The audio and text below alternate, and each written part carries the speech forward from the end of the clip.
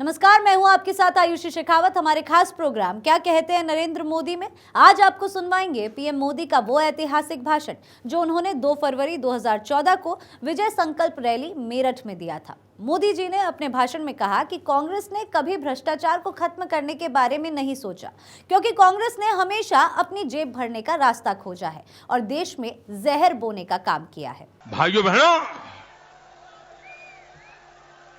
जनता की पाई पाई का हिसाब होना चाहिए।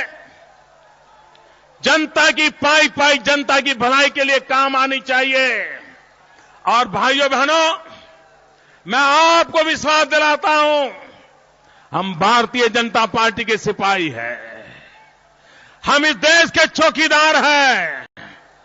आप अगर हम लोगों को दिल्ली में बिठाओगे तो मैं आपको विश्वास देता हूं कि दिल्ली की तिजोरी पर मैं किसी पंजे को पड़ने नहीं दूंगा।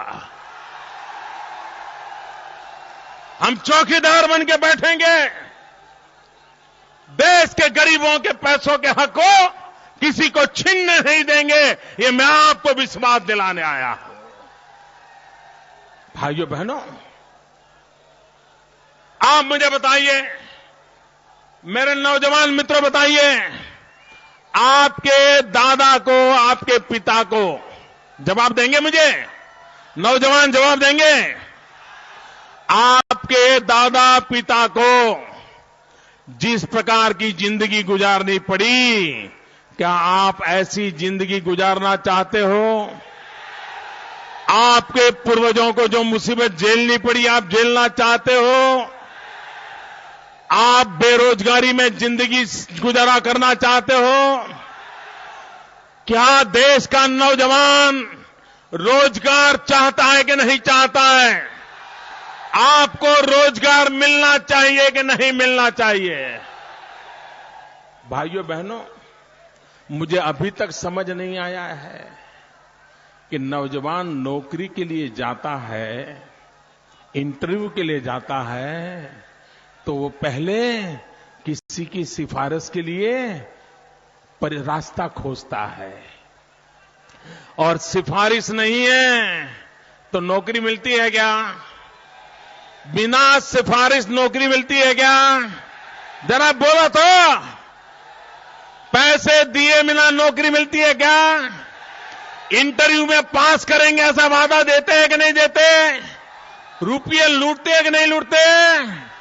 तो फिर इंटरव्यू की जरूरत क्या है? इंटरव्यू की जरूरत है क्या भाइयों? मुझे बताइए, इंटरव्यू की जरूरत है क्या? ये भ्रष्टाचार की जड़ उसी में है। भाइयों बहनों, मैंने गुजरात में एक प्रयोग किया। ये प्रयोग सब दूर हो सकता है। हमने नौजवानों को कहा कि आपकी अर्जी, आपके मार्क जो कुछ भी है कंप्यूटर में डाल दो, और कंप्यूटर को पूछा कि जो सबसे ज्यादा मार्क वाले हैं ऐसे 13,000 लोगों की सूची निकाल दो। कंप्यूटर ने सूची निकाल दी, हमने उनको नौकरी दे दी। वो घर बैठे तो ऑर्डर आ गया और वो काम में लग गए। 1 रुपये का भ्रष्टाचार नहीं हुआ। भाइयों बहनों, अगर भ्रष्टाचार से मुक्ति पानी है ना, तो रास्ते खोजो, रास्ते मिल जाएंगे। लेकिन ये रास्ते खोज रहे हैं घर भरने के, रास्ते खोज रहे हैं जेब भरने के, और इसी के कारण देश भ्रष्टाचार में डूबा हुआ है। भाइयों बहनों, मैं यहां आने से पहले यहां पर जो सरस्वती विद्या मंदिर है वहां जाने वाला था, लेकिन समय की देरी हुई तो हमने तय किया कि इस कार्यक्रम के बाद मैं उस सरस्वती विद्या मंदिर जाऊंगा। क्यों जा रहा हूं बताऊं आपको? मैं ये सरस्वती विद्या मंदिर चलाने वाले सभी महानुभावों का अभिनंदन करता हूं। वो एक ऐसा काम कर रहे हैं जिसके जानते ही हमारा माथा ऊंचा हो जाता है।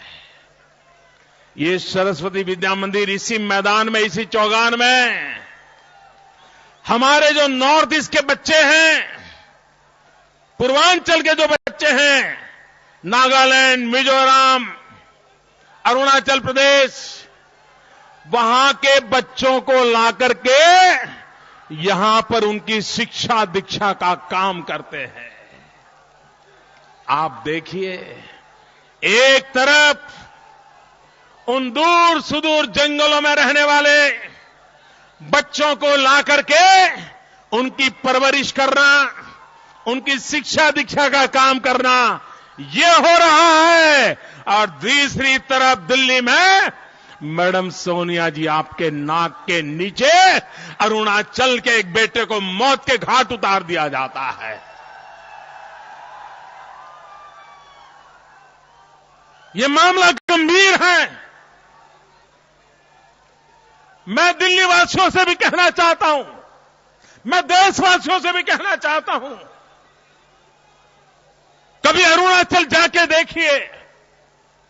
भाइयों बहनों, हमें गर्व होगा। एक तरफ अरुणाचल का हर नागरिक चीन के साथ लड़ाई लड़ता रहता है, चीन के षड्यंत्रों में कभी फंसता नहीं है।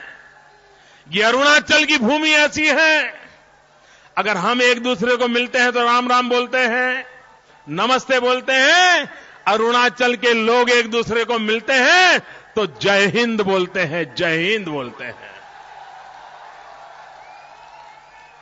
उस अरुणाचल के एक बेटे को मार दिया जाए, हमारा माथा शर्म से झुक जाता है। भाइयों, आज विश्व जिस प्रकार से बदल रहा है, दिल्ली को हमें एक ग्लोबल सिटी के रूप में देखना चाहिए। दिल्ली एक ग्लोबल सिटी के रूप में विकसित होना चाहिए। लेकिन पिछले कुछ दिनों से जिस प्रकार की भाषा बोली जा रही है, जिस प्रकार के कारनामे किए जा रहे हैं, उसके कारण दुनिया के अंदर देश की हमारी राजधानी और उसके कारण पूरा हिंदुस्तान उसका माथा शर्म से झुक रहा है। कुछ दिन पहले अफ्रीका से आई हुई महिलाओं के साथ बदतमीजी की गई, कभी मणिपुर से आई हुई बेटियों के साथ दुर्व्यवहार हो, और कभी अरुणाचल के एक बेटे को मार दिया जाए। भाइयों बहनों, ये शोभा नहीं देता है। भाइयों बहनों, जब ये सुनते हैं कि अरुणाचल के बच्चों को, नॉर्थ ईस्ट से आए हुए बच्चों को नौकरी के लिए आए, पढ़ाई के लिए आए, मकान नहीं मिलता है। भाइयों बहनों, समय की मांग है कि हिंदुस्तान के हर बड़े शहर में, बेंगलोर हो, हैदराबाद हो, चेन्नई हो, दिल्ली हो, अहमदाबाद हो, नॉर्थ ईस्ट से नौकरी करने के लिए आने वाले नौजवानों के लिए, बेटे बेटियों के लिए हॉस्टल बनानी चाहिए। उनको हॉस्टल में रहने की सुविधाएं मिलनी चाहिए। नॉर्थ ईस्ट के बच्चे हमारे अपने बच्चे हैं, हमारे अपने खून के साथ जुड़े हुए लोग हैं। उनकी हिफाजत करना, उनकी सुरक्षा करना, यह हमारा दायित्व है। लेकिन भाइयों बहनों, दिल्ली की सरकार को इन चीजों की परवाह नहीं है, और इसलिए भाइयों बहनों, इस बात की ओर मैं आपका ध्यान आकर्षित करता हूं। भाइयों बहनों, कांग्रेस पार्टी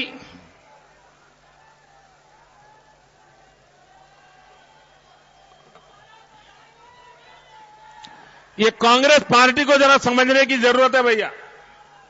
आजकल उन्होंने एक नया राग आलापा है।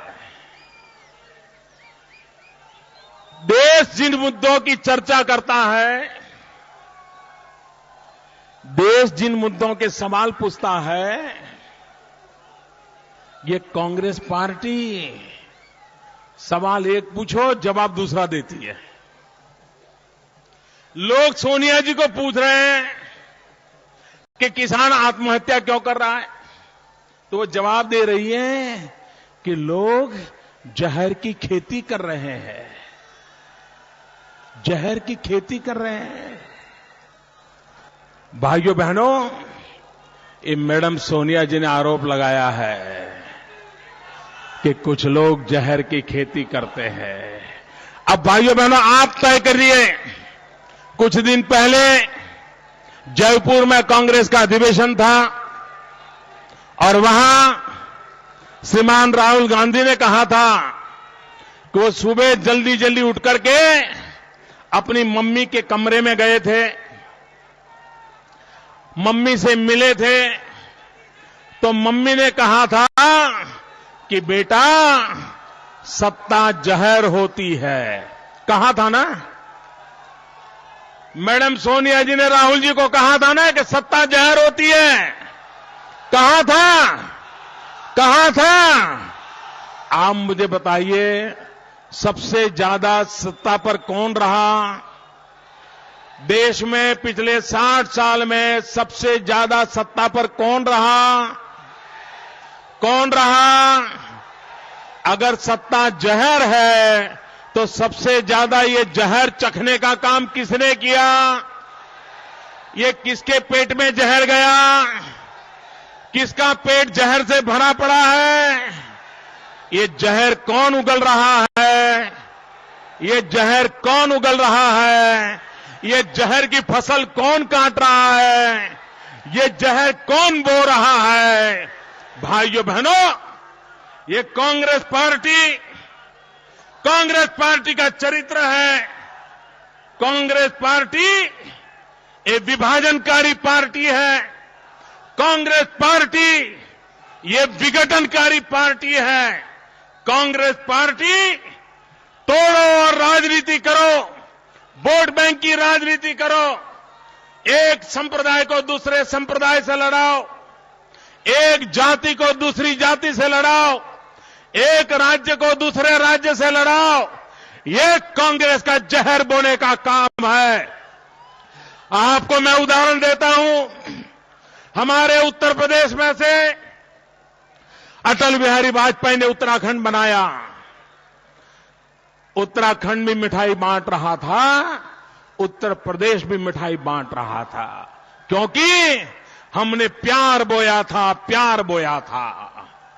बिहार में से झारखंड बना, झारखंड भी मिठाई बांट रहा था, बिहार भी मिठाई बांट रहा था, क्योंकि भारतीय जनता पार्टी और अटल जी ने प्यार बोया था।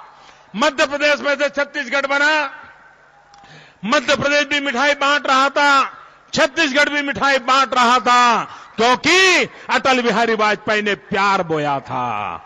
और जिन्होंने जहर बोया, तेलंगाना बनाने गए, आंध्र में भी आग लगी हुई है, तेलंगाना में भी आग लगी हुई है, क्योंकि आप तोड़ो और राज करो की नीति को चला रहे हो। जहर बोने का काम आप करते रहते हो और उसी के तहत आप देश को तबाह कर रहे हो। भाइयों बहनों, वोट बैंक की राजनीति बहुत हो चुकी, जहर फैलाने की राजनीति बहुत हो चुकी। समय की मांग है, हम विकास की राजनीति के रास्ते को पकड़ें, हम विकास के मार्ग पर चलें। गरीब का कल्याण हो, किसान का कल्याण हो, नौजवान को रोजगार मिले, माताओं बहनों को सम्मान मिले। ऐसा देश बनाना विकास के रास्ते पर संभव है। 2014 के चुनाव भारत के भाग्य को निर्धारित करने वाले चुनाव है। अब ज्यादा समय नहीं है, हम घर घर जाएं, लोगों को विश्वास दिलाएं, देश को नई ऊंचाइयों पर ले जाने का संकल्प करें और हम सब मिलकर के भारत को भाग्य को बदलने के लिए आगे आएं